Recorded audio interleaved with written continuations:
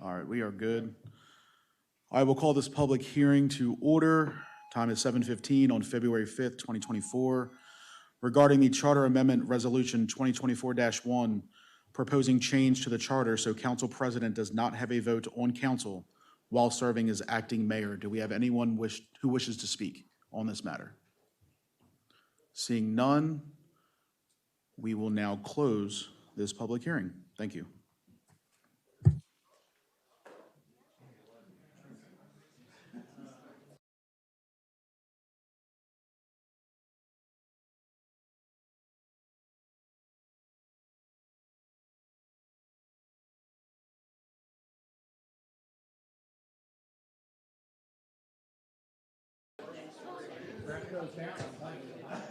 All right, ladies and gentlemen, the time is 7:30. We will now call the Mount Airy Town Council meeting to order. The date is February 5th. Whoop. And if you would, please stand for the Pledge of Allegiance. I pledge allegiance to the flag of the United States of America and to the republic for which it stands, one nation, under God, indivisible, with liberty and justice for all.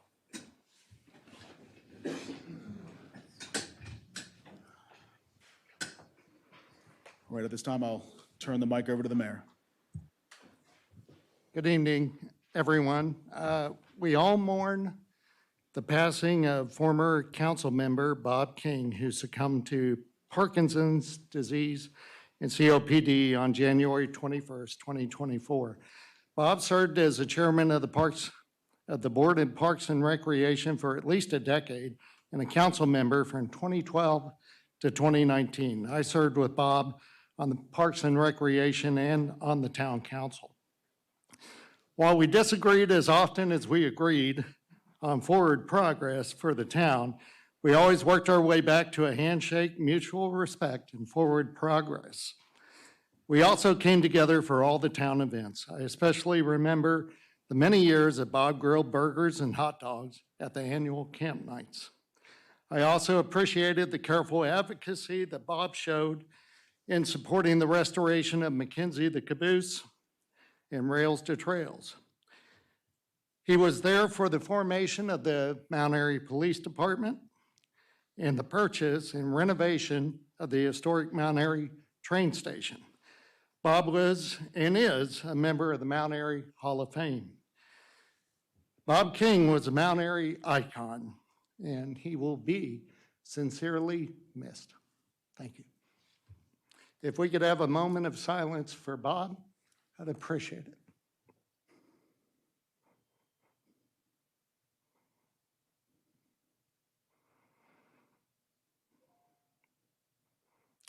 Thank you.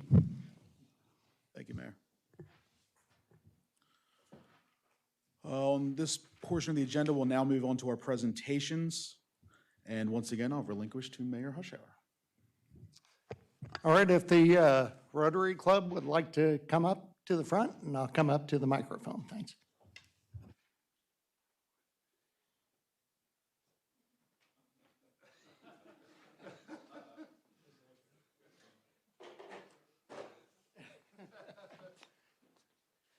Hi, everybody. I said hi, everybody. I'm glad to be here. Can you guys hear me?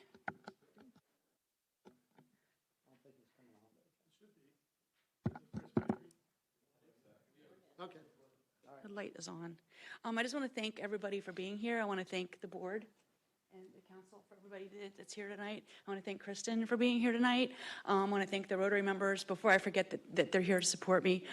It's more especially Paul Mahata and Mary Jo Burkett for helping get this grant underway. Little backstory is that the current president of the Rotary Club in Mount Airy, and I invited Pat and Kristen Ellis to come and speak and share what's happening with the magic in Windy Knolls. Did I say it right? Windy Ridge. I always call it Knolls. Windy Ridge Trails. That's basically in our backyard, and it's a lot of magic over there. And she came and she spoke to what's happening, and we got together. And Rotary does magic by getting a grant together. And after that, we asked her what she needs, and she said tools. So we put together a grant. and we asked Sykesville and Westminster to partner with us, and then Paul wrote the grant and got our Rotary District to match the grant, which totaled $8,000.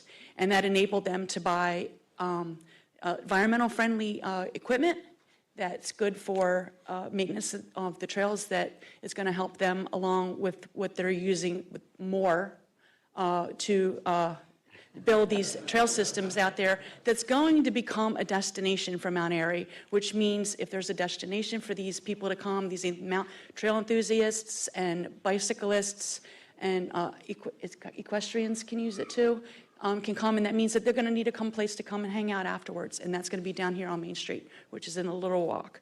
So without further ado, I'm going to turn it over to Kristen to let her talk about what's happening over there, what that little gem is working on, and what she's going to talk about. Do you want the PowerPoint or no? No. Okay. So Windy Ridge Trails, again, thank you everybody here, and we have had a lot of support from the town in getting this project off the ground. My husband and I are avid mountain bikers. We are also coaches for a youth mountain bike team, middle and high school kids.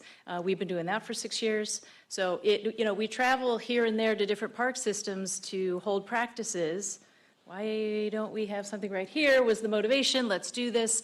And so Windy Ridge has 85 or so acres back there, and with a lot of presentations to the town council and the economic benefits as well as recreational benefits, they gave us the green light to go ahead and do this. So we've been working on this 3 or 4 years. There is about 1.5 miles now of trail that has been hand-built, and that is with the leadership of Patrick and I as the official trail liaisons through MORE, which is the Mid-Atlantic Off-Road Enthusiasts, and they're responsible really for the overseeing of pretty much any trails you've ever hiked or walked on in the state of Maryland, probably.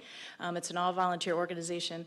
But we have held many volunteer work days, and a lot of people have showed up on those work days and dug in the dirt and learned a lot of things about how to do it the right way and make it sustainable.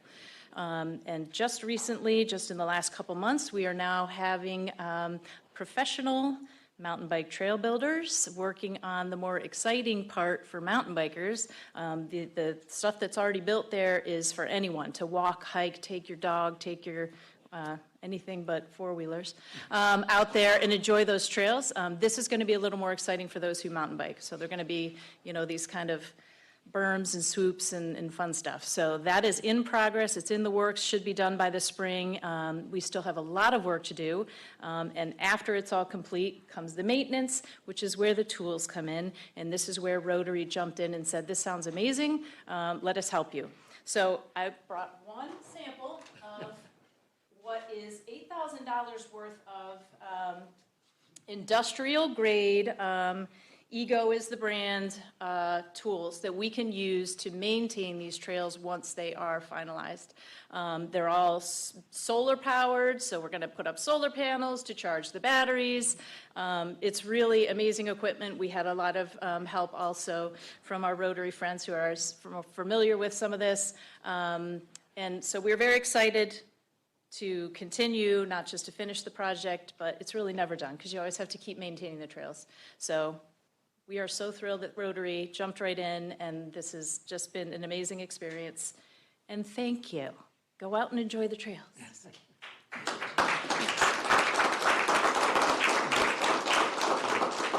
So we have a certificate here that would need to have 2 more signatures. We need our mayor, and then we need Tim Washaba, our council president, to sign it, and we're going to present it. And I'm going to go ahead and read it to you.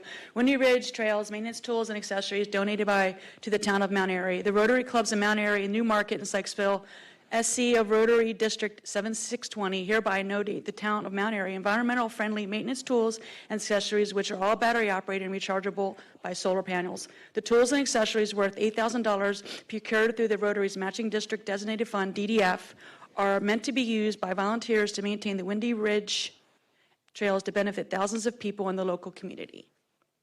That's great. Thank you. And you get to sign twice. So while they're signing, I'm going to go ahead and do my shameless plug for the Mount Airy Rotary Club. If you're interested in what we do and we have a lot of fun doing it. We're a very strong community together. Come to a meeting and just see what it's like. We're not going to beat you up. We're going to hug you and tell you it's all about how much fun we can have when we do things like this together. Because powers and strength is in numbers, and that's when you can make magic happen. So we meet on the first Tuesday and the third Tuesday of the month at the Chaladon at 6:30. Bell rings at 6:30. Okay.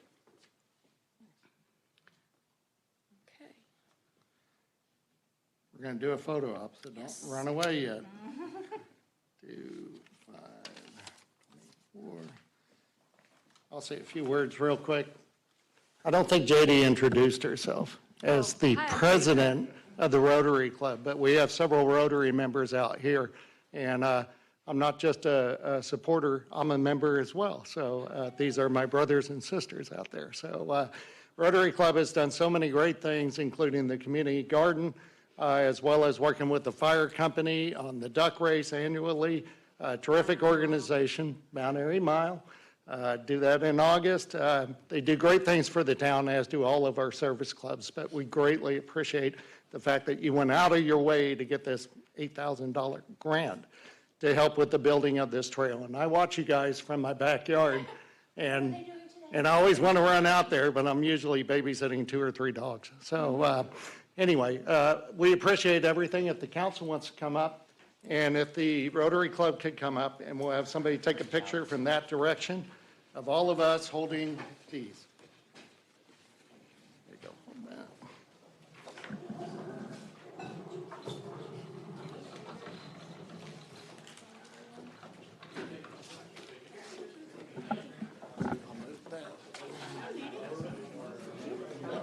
Mid-Atlantic off-road enthusiasts. I didn't know you were lefty. Yep. All right. Somebody got one. I want to stay away from the first one. All right, as long as it stays shut. Okay, on 3. 1 and 2 and 3. Let me take one more. Smile big. Okay. All right. Thank you. Thank you.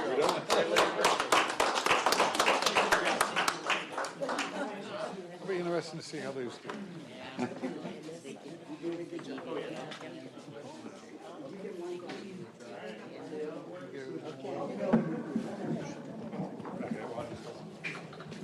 This right here. Preston, thank you.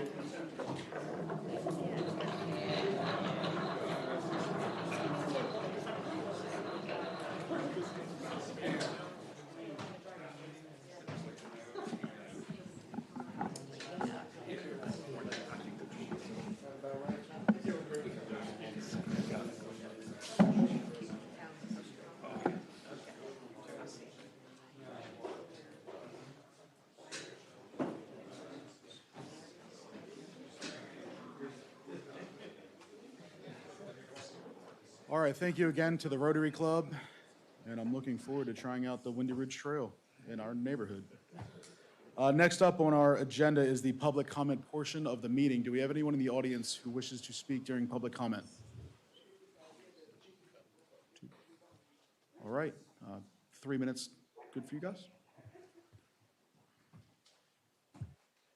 I'll just read, thanks. Council President, council members, Mayor, I'm Larry Valet with the Historical Society of Mount Airy, and I'd like to recommend that the town of Mount Airy establish a task force to begin planning for the upcoming sesquicentennial celebration of our nation's 250th anniversary in 2026. On July 31st, I participated in a meeting held by the Maryland Sesquicentennial Planning Convention. In general, the Planning Convention is made up of state and county organizations and various heritage areas which are encouraging towns and nonprofit organizations to execute a plan to celebrate the nation's anniversary throughout the year of 2026. This is not envisioned as a singular event, but as a series of events during the course of the year. Towns are encouraged to recognize and highlight not only the Revolutionary War, but all facets of relevant national and local history over the course of our 250 years, and to focus on our community's roles in those events. Participants are encouraged between town, the Historical Society, other nonprofit organizations, and the community at large to organize a series of presentations, lectures, reenactors, performers, parades, museum displays, tours, and similar events which highlight Mount Airy's importance and role in Maryland and national history. Sesquicentennial money is available for displays, advertising, signs, tours, facades, and even beautification and cleanup projects from state and federal agencies throughout a series of small grants up to $5,000. This sesquicentennial funding is a national and statewide initiative and is available from the National Park Service, Maryland Arts Council, the American Museum Association, just to name a few. Fortunately, Mount Airy is way ahead of the game, in my opinion, in that our town has already established a long history of similar events, including Celebrate Mount Airy, History 101 Week, our 4th of July celebration, and our Museum and Main Street Association events that are held each year. So therefore, I propose that a task force be considered to be composed of key town staff, nonprofit organizations, and interested citizens to expand and capitalize on those events and host them in 2026 under the theme of America's sesquicentennial birthday. Although planning is encouraged early, time will move fast. Once plans are prepared and established as soon as possible, the Maryland Heart of Civil War Heritage Area, which encompasses Mount Airy, will help provide us with resources and advertising for historical tourism at the state, national, and even the international level.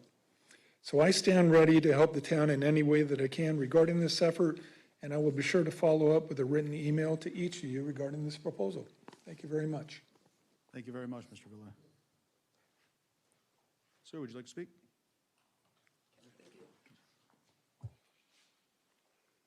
Thank you.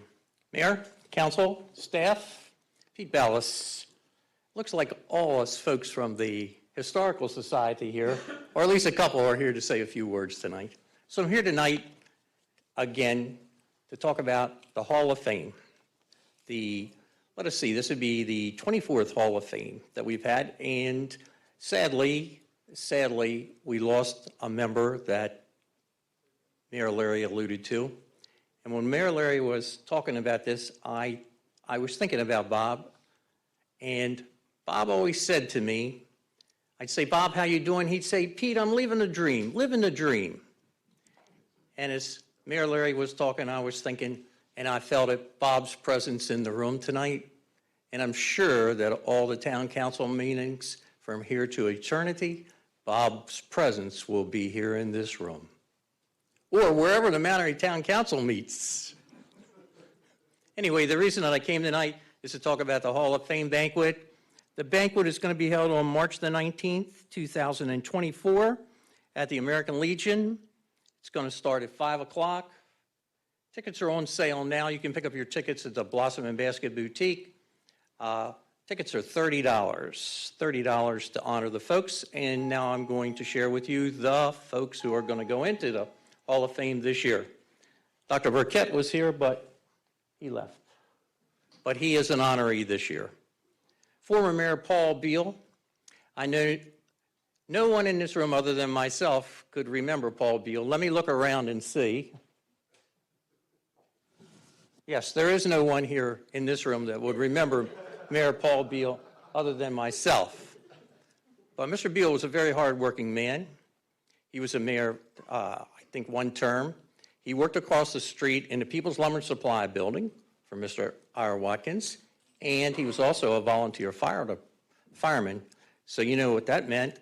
In Mount Airy, if there was a fire and Paul was there, he went to the firehouse down the street.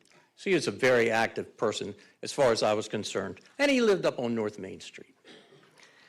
As I mentioned, Dr. Burkett, Margie Davis, Carl Dixon, and Robert Lohman. I should say for Robert Lohman, everybody's saying, who is that? Because nobody ever knew Robert Lohman. At least I certainly didn't remember him, as Robert was always Bobby. He was a wonderful person. He really was. The thing that I remember most about him, and and he did a lot of great things for the American Legion, for the youth at that time because it was a different area. But I remember being an 8-year-old, and up where the Vest Pocket Park is now, there used to be a big water tower. I climbed it. You climbed it? Did you paint on it? How to put Mrs. Free's chair up there, I can tell you that. I'm sure you did. Anyway, I can remember Bobby being up there with all the kids, and he could hit the baseball further than anybody else. So anyway, these are honorees for this year. We'd like to see all the citizens in Mount Airy come out, fill the American Legion. It would just be absolutely fantastic. Thanks for your time. Thank you, Mr. Ballas. All right, we will now move on to our approval of council meeting minutes and closed minutes and other minutes related. Oh, do we have one more? Oh, sorry about that, sir. Come on up. Lee Haywood, South Main Street. I just wanted to say thank you to all you guys for a lot of different things, but a couple main things are the trails that are going in that presentation. I just saw part of that and seen some pictures, and I'm really excited about that because I do mountain biking, so I'm excited to see that in town. And the other part was the lights that are going in. Whoever donated those, that was pretty cool to like donate those to the field. And you know, I'd like to see more cool people do that kind of stuff because you know, I guess it was a few months ago that happened, but just wanted to say thank you. And yeah, I appreciate what you guys are doing with, you know, the water and stuff. I see stuff online with the comments with water lines and stuff like that. And you guys are doing great. So thank you. I appreciate it. Thank you very much. Thank you. Before I go on, anyone else who wishes to speak? All right, we're good. So now we will move on to approval of council meeting minutes and closed minutes. So the town council meeting minutes from January 2024, do we have a motion to approve? I make the motion. Do we have a second? I'll second. All right, any discussion? All in favor, please signify by saying aye. Aye. All right, thank you. January 2024 closed meeting minutes. I will make a motion to approve. Do we have a second? Second. Any discussion? All in favor, please signify by saying aye. Aye. Opposed? All right, thank you. Next up on the agenda will be our Civil Air Patrol report. Major Rolfe, whenever you are ready, sir.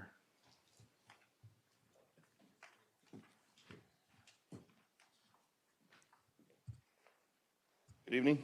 Evening. This is our report for January 2024. Under mission and significant activities, the squadron conducted its annual support to the Warfield Air National Guard Base dining facility.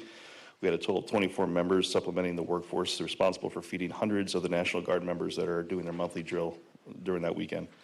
We were also honored because the Maryland Adjutant General, Major General Burkhead, was also present and took some time out to speak with our cadets while she was there, so that was a great opportunity. We also had 2 members of the squadron that were interviewed for the Maryland STEM Festival's podcast, providing some information and opportunities within the Civil Air Patrol, which aired 31st on their website. Under community support, we did not receive any specific requests for support during the reporting period. However, as an expansion to this report that I deliver monthly, we actually issued an end-of-year report on the squadron's activity to all county, state, and federal elected officials that have constituents in our squadron. And one of the state senators, Senator Hester, mine, probably not yours, actually forwarded the report to the Governor's Office of Homeland Security to explore additional ways that we can support the community. So we're waiting to hear back on that, and I did provide a example of that report attached to this. For qualifications and achievements, the squadron was presented with an Aerospace Education Achievement Award for activities in 2023, and we had 2 advanced specialty track ratings that were awarded to our members for both information technology and emergency services. Under significant training, the squadron has begun a formal education program to assist our members with studying for the Federal Aviation Administration's Part 107 exam, which will get them qualified as commercial drone pilots and further support our activities to build our SUAS program. Excuse me. We had 3 cadets complete orientation flights last month, one of which was their first flight. No new members joined, and our operational status remains fully mission capable with multiple individuals prepared to support SUAS mission requirements or mission-based and instant command post requirements. On the horizon, we are preparing for our biannual subordinate unit inspection, which is scheduled for a couple weeks from today. Members of the squadron will be supporting the national level Civil Air Patrol's National Legislative Day. We'll be on the Hill helping to advocate for some of the appropriations to support the program nationwide.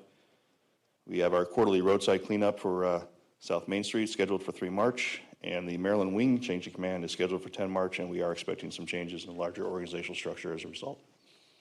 Pending your questions, that's all I have for tonight. Any questions? All right, thank you, Major. All right, let me off easy tonight. Thank you. Next up, we will have the Mount Airy Volunteer Fire Company report with Matt Hurd.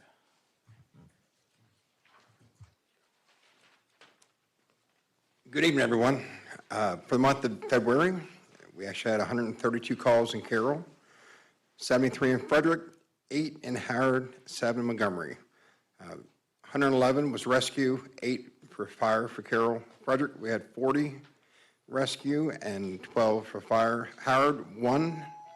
Montgomery, 0 for rescue, but for house fire, yeah, nothing for Montgomery this year, or this month, excuse me.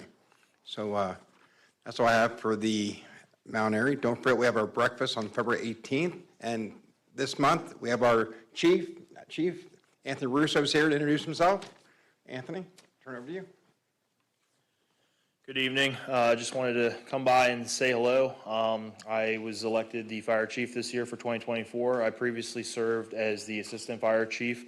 So a little bit about myself real quick is I work full-time for DC Fire Department. And then obviously got the volunteer fire chief spot here. Live right here on Park Avenue with my wife and 3 kids. I got 3 young kids. My oldest goes to Mount Airy Elementary School. So we're looking forward to working with the town. The mayor and a couple other people there have my contact information. So you'll see me at a lot of these events working with the chief of the police department. So if there's anything that you guys need from the fire department or you want me to attend something, just let me know, and plan on having a pretty active role this year with that. So thank you for your time. Thank you, Chief Rousseau, and welcome to Mount Airy. Thank you.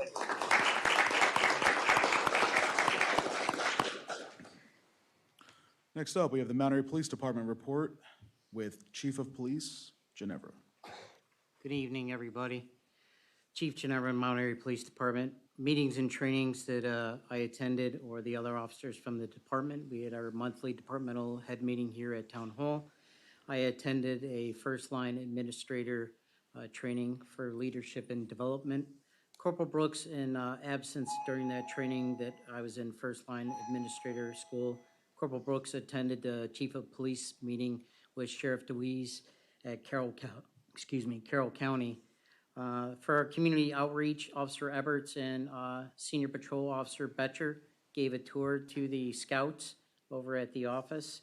And Canine Paisley, just to let you know what she's doing with Officer Eberts. She's had 2 positive alerts resulting in a seizure of CDS and also arrest.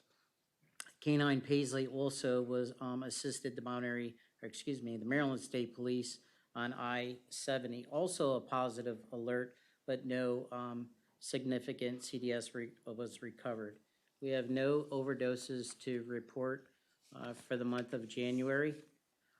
We conducted, as a result of some complaints that came in through the citizens that we were noticing some problems with, is Corporal Brooks had put together a traffic initiative, which is attached to my submission, at North and South with Main Street, which has been a continuous rising issue in itself, along with the rising ridge on the Frederick side that that initiative was conducted.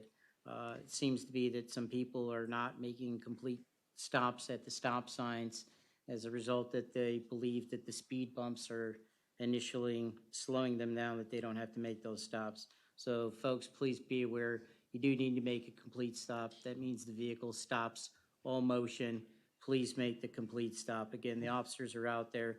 This will be not only the first, but many of other initiatives continuously through the months to continue. With that in itself, 32 stops were conducted in those areas, 16 citations were issued, 35 warnings. So I know if you're looking at the warnings going, wow, that's a lot of warnings. But in itself, though, as a result of that, is still putting out that educational purpose for people that live in the town, letting them know that some of the stop signs that are there and the officers are out there. You have a lot of young drivers out there too. So trying to put the information out there. As a result of also of that initiative, there were 2 arrests made for driving uninsured and suspended driving. For calls for service, we had 627 calls for service for the month of January. There was a 39% increase compared to the 2023 of 451 calls for service.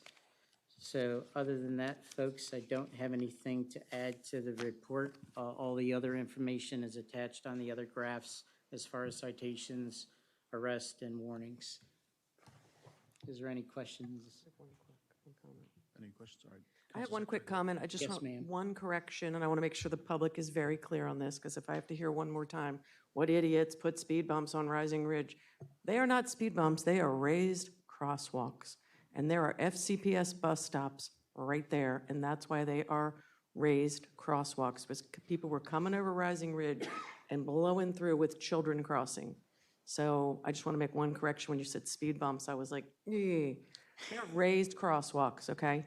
I just had to say that. Right, and again, to go along with it, that's the reason why we've been out there. A lot of complaints are coming in, and we're gonna continuously be out there again through that North and South Main Street corridor. Again, the signs are out there, please slow it down, they are active, the officers are monitoring them.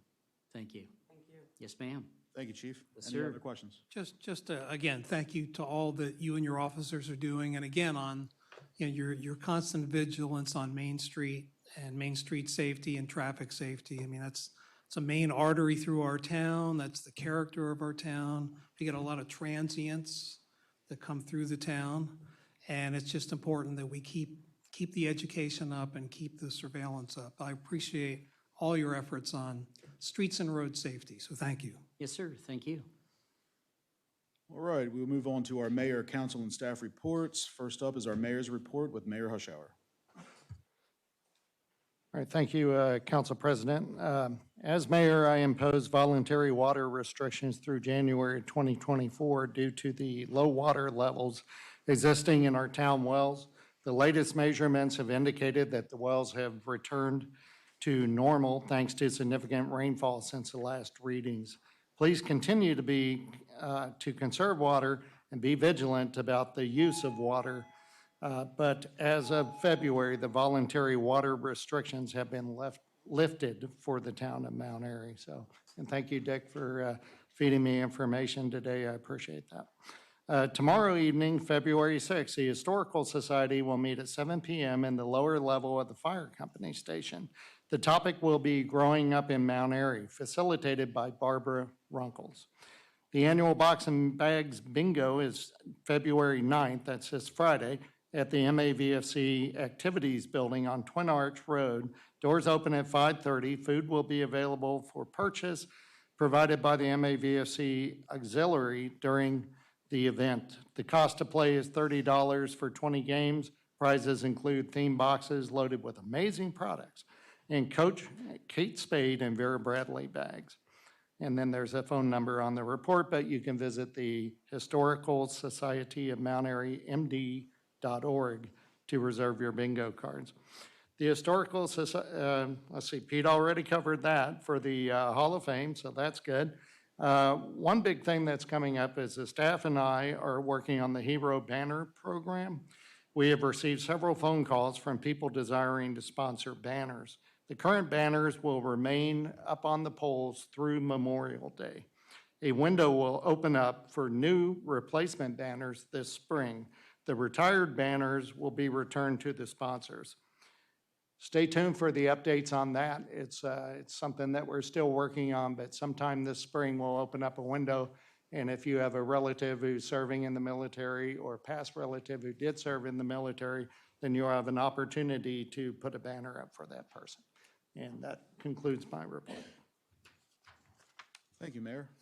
Next up will be Council Secretary Galletti with the Parks and Recreation, Beautification Commission, and the Flatiron Task Force. Okay, I'll start with the Parks and Rec.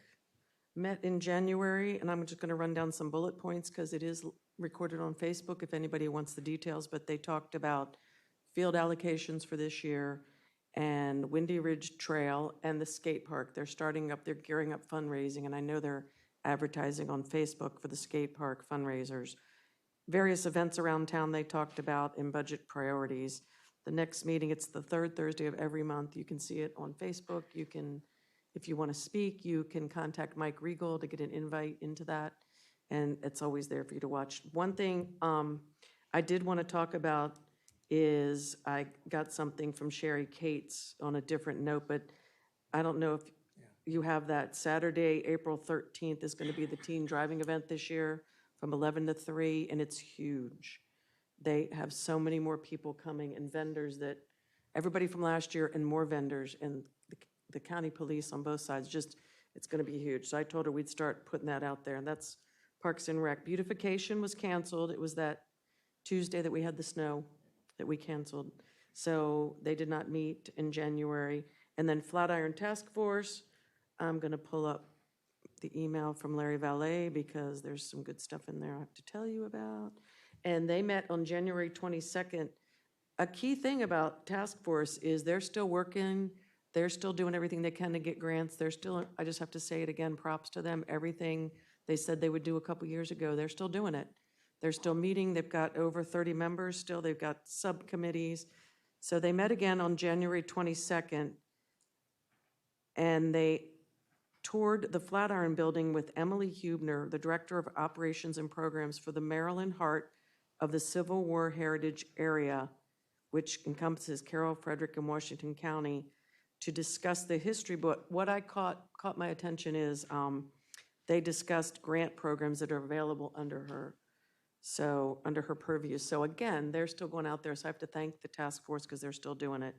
And the next meeting is in February to be determined, and I'm assuming it'll be up on the town webpage when we get that, or the Historical Society will know. Do you know? It'll be dependent on when the architectural assessment comes in. Yes, that was the other thing. We're expecting that mid-February, so we're waiting for the architectural assessment because that was delayed. So once we know that, it'll be hopefully in February. And that, I believe, concludes my report. I do want to say one thing about Bob King, because a lot of people have asked me to speak about Bob, but I don't think I can. But one of the people that I was talking to today made a comment that just encompasses all of Bob King. And he said, and excuse my language, this is not me, I'm quoting, he was at every damn event in town. And that's just, that's the only thing I can throw in there tonight about Bob King, and that concludes my report. Thank you, Council Secretary. Next up, the Planning Commission with Councilmember Evans. Thank you, Council President. Carroll County Planner Hannah Weber mentioned to us that there's some legislature right now being discussed regarding housing and cannabis. We should pay attention to. I haven't had a chance to look too deeply into it, but as the council, we should probably take a look at it at some point relatively soon. A recommendation to the Board of Appeals for an accessory apartment in the owner-occupied dwelling on North Main Street was favorable by unanimous vote. Re-subdivision of Lot 5 of the Twin Ridge Professional Park for expansion of the well pump house to continue remediation of the PFAS was unanimously approved. Annual report to be given to the Carroll County was approved unanimously. Chapter 6 on transportation was discussed with the edits from Streets and Roads. We will be discussing this again one last time before adding it to the virtual parking lot. It will be posted on the website for citizen viewing and comment. Chapter 7 was touched on and being passed on to Water and Sewer and Parks and Recs for comments and edits to be reviewed again at a future workshop. Our next workshop is this Thursday, February 8th, here at Town Hall. And then our next Planning Commission meeting is Monday, February 26th at 7:30. And that concludes my report. Thank you. Next up, we will have the Streets and Roads Commission and EDC with Councilmember Demoter. All right, thank you. The EDC met on January 24th. Topics centered on working with MAMSA to identify some joint projects that EDC could work on with them to be pursued on Main Street. We also began discussions on planning for the upcoming budget cycle and making sure that we get EDC needs incorporated into the overall town community planning budget. We want to make sure those are syncing up and complementing one another with all the efforts. I want to give you a reminder that the town is sponsoring a chocolate crawl this Saturday, February 10th, from 5 to 8 in our downtown area of Main Street. So that'll get you in the Valentine spirit. So stop in and shop with our Main Street local businesses and get some chocolate treats and get in the spirit. Our next meeting will be held on February 28th. Moving on to streets and roads, we met on January 30th, and we discussed a range of streets and road safety issues brought up by our citizens, and I'll list a few of them. One is, of continuing interest, is the intersection at Route 27 and Twin Arch. We also discussed speeding concerns on Buffalo Road, and just a note, as a result of those concerns previously, MAPD did a speed study there, and the data that came back showed that while there is a little bit of speeding, 1 or 2 miles per hour over the speed limit, in terms of triggering a speeding problem, there's no detectable speeding issue in that section. But we'll continue to monitor that area along with other areas in town. We talked about downtown crosswalk improvements.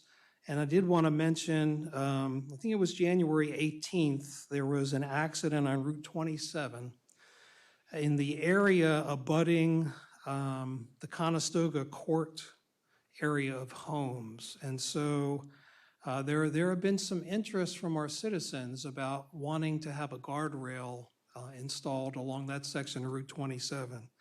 So I know the citizens have great interest in this.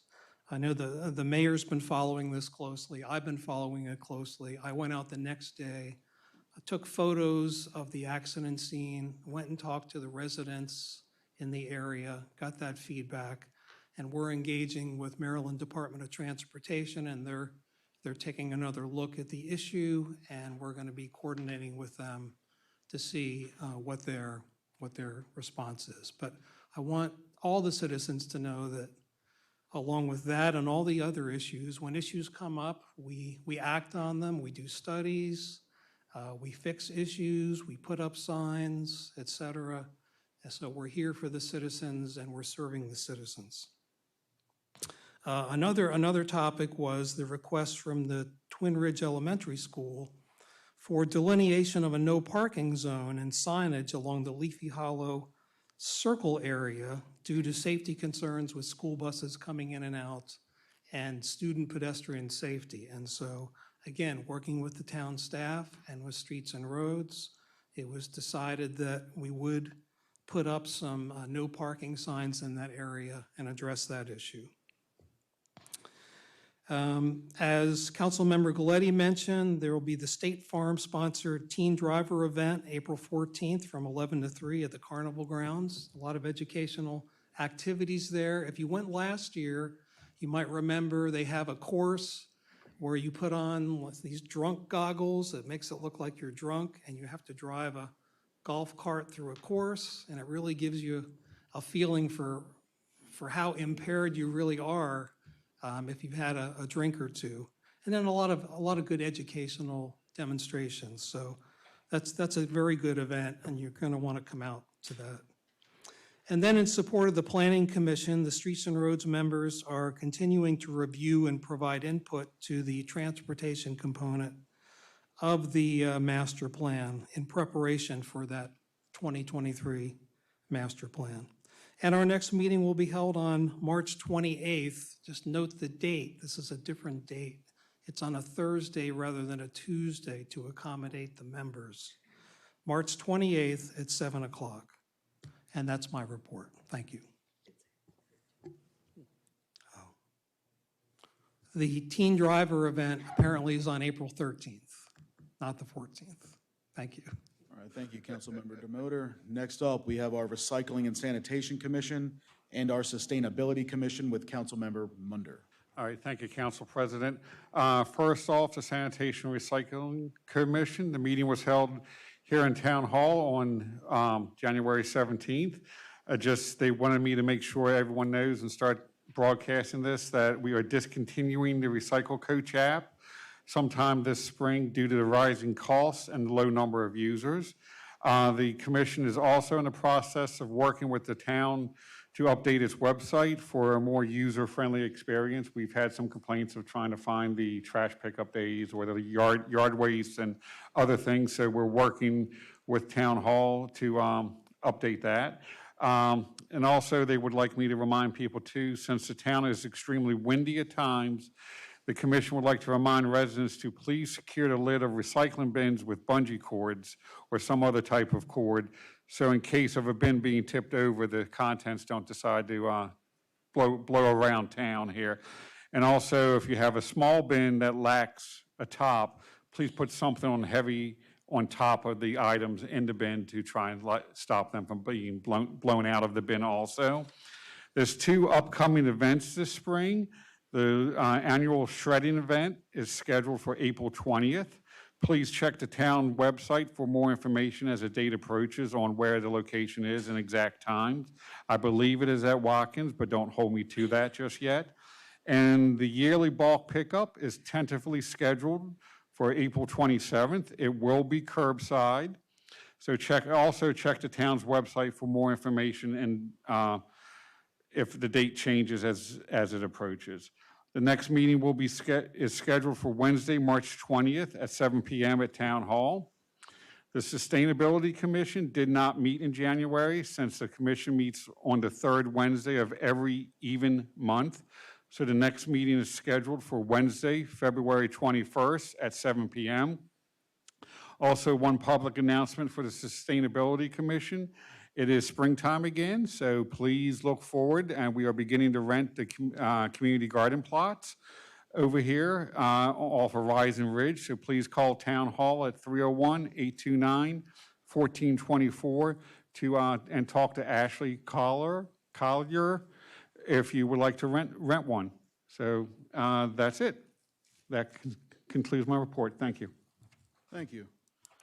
Next up is myself with the Water and Sewer Commission. Because we meet on the first Wednesday of every month, we have not met yet in the month of February. So our meeting will actually be February 7th, 2024, here at Town Hall at 7 p.m. And I will have an update in March from that meeting. Moving on to our town attorney report. Mr. McCarron, do you have anything? Other than assisting on the charter amendment, the ordinance and resolutions on the agenda tonight, over the last month, I've worked on land acquisition matters that we'll discuss in closed session, and have assisted the chief and the MAPD in response to a subpoena. So. All right, thank you, Tom. Larry, did you need to say something? Yeah, Tom, I don't want to blindside you on this. I know you knew Bob for a long time, so. I did, yeah. I mean, other than being just a close friend and, very sad at his passing. The 2 things I remember is first the pen. If he ever wanted to talk, he would put up it would often be a red pen, and that's how the council president would know to recognize him. The other thing, we were both and have been long-suffering Redskins fans. As the mayor, who's a Cowboy fan, reminds me every season, twice a year. We'll obviously miss him very much, and, our deepest condolences, my wife Debbie and I, to Terry and Bob's family. Thank you for that opportunity. Sure. All right, thank you. And we all have our copies of the town administrator report, code enforcement, and the zoning administrator report. Anything to add? I just want to mention that we do still have the joint workshop that'll be on February 13th, held at the Mount Airy Volunteer Fire Company Reception Hall. Doors open at 6:30. Meeting starts at 7 p.m. to 9:30. Again, this is a town council and a planning commission workshop. There won't be any public comment at this meeting, but it is open to the public. All right, thank you. Just clarify, that is the workshop for the Mount Airy Crossing / Beck property, correct? That's correct. Thank you, Carl. Thank you. All right, that concludes our section for council and staff reports. We will now move on to new business. First up will be a bond release for Pine Grove Manor, lots 1 through 4 and 6. Section 1. Barney, do you have anything to add regarding the bond release? No, their one-year warranty was up, and we did an inspection. They fixed a couple things, and then we recommended release for the final 10% of that bond. Okay. Do we have a motion to release? Just one question, Council President, before we. We'll get into that Oh, question. motion, gotcha, thank you. So we will need a motion for a final release of performance bond number 1150054. I'll make a motion for the final release. All right, I will second. And now we are in a discussion. Okay, sorry about that, Council President. Barney, just to make sure and to clarify, I know there's, when they started developing this, there was some problems of, I want to say, stormwater runoff into the neighborhood behind it, beneath that. And those problems were addressed, they seem to have been. Have we had any more complaints from the neighbors behind it of, massive amount of stormwater runoff like it was before they fixed it? Right. None that I'm aware of. Okay. Part of it was, they had to keep the drains closed while they were doing construction, so they didn't fill the drains with, so extra water was going down the hill, and then they fixed that, and then now it's better because they have both systems in place. Just to clarify, to make sure we've had no more complaints that you're aware of. None that I'm aware of. Okay, cool. Thank you. Any further discussion? All right, all in favor of approving the final release of performance bond number 1150054, please signify by saying aye. Aye. Opposed? All right, thank you. Next up, we have a Public Works Agreement for approval for the Dennis Subdivision Site Development Plan. Once again, I'll relinquish to Tom. Yeah, it's a fairly standard public works agreement. There are a couple of provisions that are unique to this development. One, both of which deal with, on the one hand, a conveyance of a small sliver of property to a neighboring property owner, and also a dedication on the front part of the property to the SHA. And then finally, that the two houses that are designed and planned for fronting Main Street will be facing out on Main Street rather than in some other orientation. But otherwise, a fairly standard public works agreement. All right, we will need a motion. I make the motion to approve the Public Works Agreement for 1010 South Main Street, AKA Dennis, the old Dennis Kitchen location. All right, I will second. Do we have any further discussion? I do, Council President. Just a question. So obviously this is just a few homes, right? And I guess there was a concept plan submitted or some plan. My question is, we have an 80-acre deficit of open space in the town, and whether you're building 4 homes or 450 homes, I believe our code says that you need to apply for a waiver. And as part of that process now, we have open space guidelines that are supposed to be followed and reviewed on approving such a waiver. So my question was, back when the plan was approved for this, was there indeed a waiver application, and did the Planning Commission formally approve the waiver in a written memo as the code calls for? I do remember that meeting. The memo, I think, has not come to be yet, but we can get that off to you guys ASAP and get it into the record. Okay. But it was approved at the Planning Commission. They're also doing their fair share on the property for the 5 homes for that subdivision. Okay. I just think it's important to follow the process and set a precedent, because we have these other developments which are much larger, obviously, and we want to model what our code says. Thank you. Thank you. Any further discussion? All right, we have a motion. All in favor of approving the PWA for the Dennis subdivision, please signify by saying aye. Aye. All right, thank you. Next up, we have our commission appointments and reappointments. I will turn it over to Mayor Hushhour. Thank you, Council President. For this month, what we are looking to do is reappoint Tom Neff to the Recycling and Beautification Commission. He did text me and said he wanted to do it. Okay. Or he was willing to. So that's my appointment for this month. All right, do we have a motion?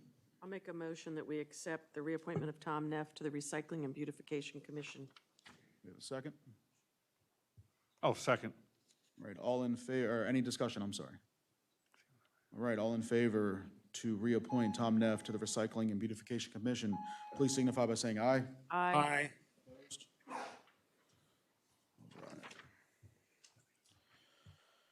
All right, now we are into our ordinances and resolutions. First up will be Charter Amendment Resolution 2024-1, proposing change to the charter so council president does not have a vote on council while serving as active mayor. This will be for adoption. Regarding this, I will make a motion to adopt Charter Amendment Resolution number 2024-1. Do we have a second? Second. Any discussion? Just a comment.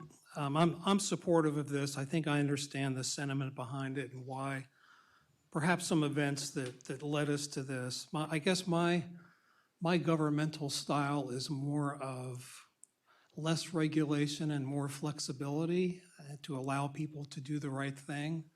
I guess if I were in a position where I had to be acting mayor, I think I would just voluntarily recuse myself from issues that I should recuse myself from, because when you're in an acting mayor capacity, you're really a caretaker of the position until the next mayor gets formally elected. So that would be my style.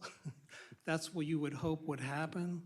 I understand the need for this, and I support it. Thank you. Thank you.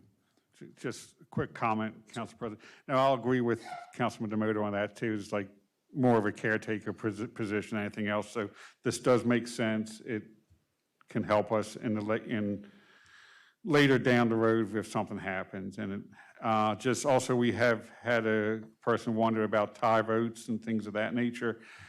Tie votes can happen now.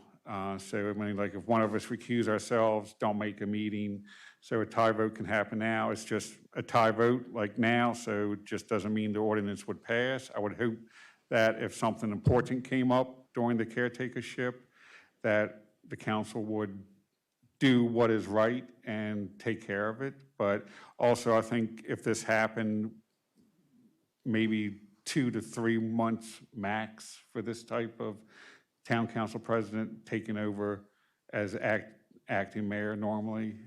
3 to 4 months, maybe, not a year and a half or something. Well, it depends. I mean, if the position of mayor is completely vacated with let's hypothetically say slightly more than half of the remaining term, the way the charter says is that the acting mayor could indeed serve for, a year and a half or whatever it might be. But a short time, you're right. Yeah, and I'm in favor of it. No real issue with me. I just had a quick comment. So I hear what you're saying. I think we're all in agreement this is necessary because, yes, you would hope that they would do that, but if there's nothing in writing, then you're kind of just throwing it out there. I think we all know, anybody that's taken a basic government class, that you never want the executive and the legislative branch to mix like that. So this takes away the opportunity of kind of muddying the waters. And I agree, you would hope, like I could say, yeah, I wouldn't do that either, but you don't know what's going to happen in the future. This just makes it definite for our citizens and us as citizens and everybody in the future that this is how it's going to be, and we've all looked at this. I know I've looked at this in detail, and I trust my fellow council members have looked at it in detail and asked detailed questions. So I think we're all pretty comfortable with this being something that we need to do. And my last comment is, we don't know when we have codes and rules and regulations when something needs to be changed, because I know no one's going to step up and say, hey, I'll read your code from front to back and, You know, maybe Bob King would have done that for us, but if we had said we had something we needed to do. But no one's offering to do that, and you're not gonna know until it happens, hey, this is something we need to check, we need to look at, we need to take a look at this. So I think it's good, and I wanna thank the council president for taking the initiative and looking at that and going, hey, here's some gray areas that I think we need to tighten up, so, thank you. And just one more comment, sorry, Council President. Also, this is, as Councilman Demotis, I believe he suggests like recent events and things. This type of scenario is just not a recent scenario. It has happened several times in the past too. So what Councilwoman Galetti was saying is true too. And Councilman Demoter, we would hope that people would step up past, future, to do the right thing, but it's good to have it in writing because it is something that has happened several times in the past also. All right, any further discussion? Yeah, just think it's important as the sitting mayor that I go on record saying that I support this. I would say that when you are in a scenario where an interim mayor comes in, all of a sudden they're dealing with everything throughout the town. And being able to look at everything in detail to the point that they are out there making a vote is very difficult because you're dealing with the police department, you're dealing with the sewer problems, you're dealing with Prospect Road, you're dealing with everything. And so that is a scenario where it would be nice to actually relieve the council president who's acting as the interim mayor to be able to say, okay, at least I don't have to deal with that specific issue, whatever it is. So as the sitting mayor, I'm in support of this. All right, thank you. I will say I am the one that brought this to the table. My purpose was to keep the executive and legislative branches of government completely separate at all times, whether it's a day, a week, a month, or a year. There is no time where I feel like those waters should be muddied. I believe one person holding both voting and veto power is too much power, and it removes the checks and balances that this town and its citizens deserve. So I don't believe that one person should have that power. I know that I did receive an email or a few emails about questions regarding tie votes. So I just want to make sure that everything's clear. Charter Section 2-8 states that no ordinance shall be approved nor any other action taken without the favorable votes of a majority of the whole number of members elected to the council. So that being said, a tie vote does not pass. You need a majority, which is already in our charter, does not need to be touched for this. Furthermore, if a supermajority vote is needed, for example, the budget or to override a veto, it requires the favorable vote of 4/5 of the whole council. So if you need a supermajority to pass a budget, you still need all 4 members to now pass. Anything less than that does not pass. So we don't need to change a lot. We're really just adding a word into the charter that the council president shall not hold a vote when acting as mayor, which I do believe puts us in a better, it's in the best interest of the community, in my opinion, for that to happen. With that being said, do we have any other comments? All right, so there is a motion, there is a second. All in favor of adopting Charter Amendment Resolution 2024-1, please signify by saying aye. Aye. Any opposed? All right, thank you. Next up, we have Resolution 2024-1 for the purpose of establishing the town's available water and sewer capacity yield from 2024 through 2025. This is for adoption. Do we have a motion? I make a motion to approve wrong piece of paper, sorry. Town Council Resolution 2024-1. All right, do we have a second? I'll second. Any discussion? Okay, thank you, Councilman. I just want to clarify this with maybe the town engineer and everything else and just put it out there. Even though this is dealing with water capacity, it will not alter any allocation categories that we have put out there for approval. Correct, Barney? That's a different thing in another 2 years, or a year or so, right? Allocation categories. So the division of allocation categories, that comes next. Okay. So once we have established the total yield, then we make a recommendation to the Planning Commission. for the division allocation categories. They'll make a recommendation to the council. Okay, And you'll see it in April meeting, I think. okay. And if I'm reading this correct, we are only, I want to say, leaving a remainder of approximately 38,000 gallons per day as available yield capacity for water? Correct. And then approximately 192,000 gallons per day for sewer, correct? Okay, thank you. Councilman DeMotor? Yes, a couple questions, Barney. So I'm reading the resolution, and number 1, it says, the town for the period 2024-2025 continue the previous releases of water capacity, 81,000 gallons per day, that started February 1st, 2014. So that's telling me we're using the same number we've been using since 2014. So do you, like for this 2-year period, do you take a fresh look at the calculations and rerun the calculations to make sure that's still a good number? Yeah, we have calculations for every month since 2005. Okay, so you did take a fresh look at this and saying, yes, it should be 81,000 gallons per day. Yeah, if anything changed, the main thing is if our actual use really changes significantly, then that would really affect these numbers, whether it went up or down. Barring that, we're just following what we decided in 2014, where we start with 81,000, and they're close. They're close, but Okay. we do keep tabs of it. Okay, and I do have a request to the town, and let me read this. This is out of Chapter 109, Water in the Code. And it says, the method of calculating the town's available water capacity yield and available sewer capacity yield shall be established from time to time by resolution of the town council upon recommendation of the town engineer and the town's water and sewer commission. So my first question would be, was this worked on in collaboration with the Water and Sewer Commission? If I turned to Water and Sewer Commission and said, do you agree with these numbers? I mean, have you guys been coordinating? And let me get my second point in. It says, the method shall be published on the town's webpage and shall be otherwise available upon request. And I looked around on the webpage and I couldn't find the method. And I'm bringing that up because we're in a time of proposed developments. Water capacity and allocation is a very sensitive topic. And I think it's important that we need to be transparent and indeed put the methodology on the website along with all of the parameters that went into the methodology and an explanation of what they are, so anybody can go look at that and say, okay,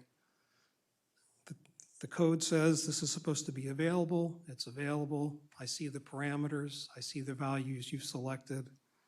So I didn't see it there, maybe I missed it, but if it's not there, I'm asking that this get posted at a place where somebody could find it on our town webpage. Yeah, I'm not certain where it is on the, if it's on the webpage, but we can certainly post it. And then a last, I guess it's a question. So I do, I attend my own commissions as the liaison, but I try to go to other commissions, and I try and sit in on water and sewer. And I sat in on a water and sewer commission meeting where I believe the committee was going through their calculational approach for this. And I believe that it sounded like the commission uses a little bit of a different value for well flows or whatever. Apparently, the Water and Sewer Commission uses the highest well flow in the last 5 years. So they look back over the last 5 years, and in this case, the highest flow was 2021, and that's the value that they put into their cut of this calculation. And it sounded like the value that you use might be a different approach. And I'm just bringing it up to say we have a lot of talent in this town between town staff and our commission members. I just think it's important that the town has one method It's an agreed-upon method. Every parameter is agreed upon and how it was derived, and that gets put on the website. So that's what we need to make sure happens. That's all I'll say about that. Okay, thank you. Any further discussion? All right, we have a motion and we have a second. All in favor of adopting Resolution 2024-1 for the purpose of establishing the town's available water and sewer capacity yield from 24 through 2025, please signify by saying aye. Aye. Opposed? All right, thank you.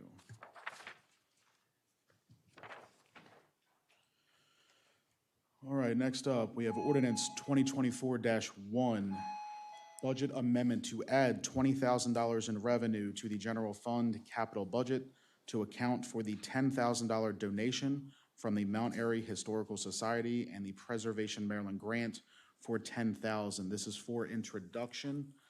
I will make a motion to introduce ordinance 2024-1. Do we have a second? I'll second. All right, we will see this again next month.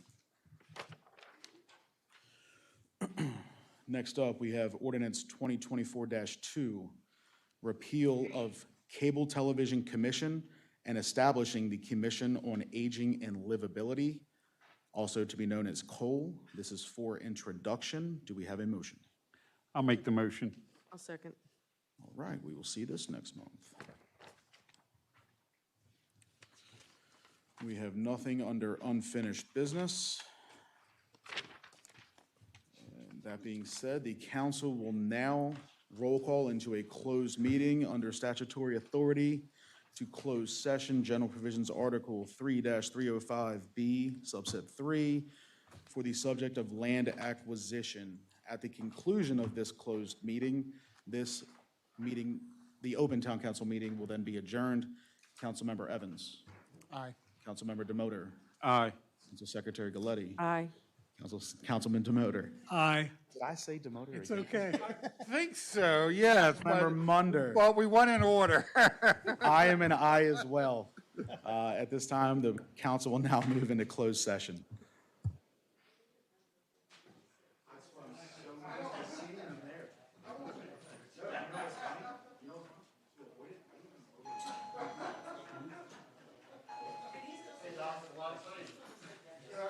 I'm just so used to seeing you over there.